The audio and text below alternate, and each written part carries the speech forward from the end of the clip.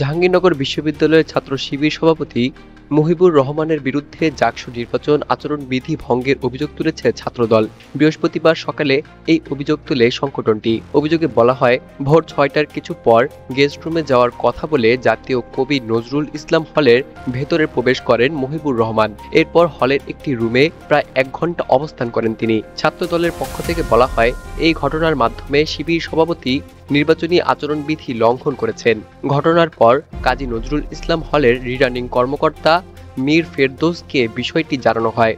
একই সঙ্গে অভিযোগকারীরা প্রশ্ন তোলেন, বিশ্ববিদ্যালয় প্রশাসন কোনো একটি পক্ষকে অন্যায্য সুবিধা দিচ্ছে কিনা।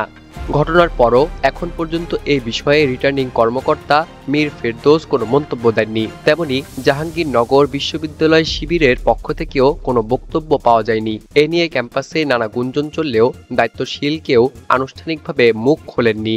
একই দিনে দীর্ঘ ৩৩ বছর পর জাহাঙ্গীরনগর বিশ্ববিদ্যালয়ের কেন্দ্রীয় ছাত্র সংসদ অর্থাৎ জাকসু এবং হল সংসদের ভোট গ্রহণ শুরু হয়েছে।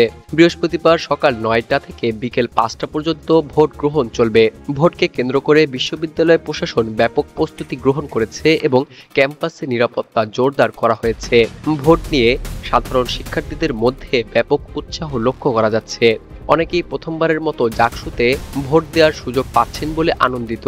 প্রশাসনের ব্যবস্থাপনায় তারা সন্তুষ্ট বলেও মন্তব্য করেছেন অনেকে।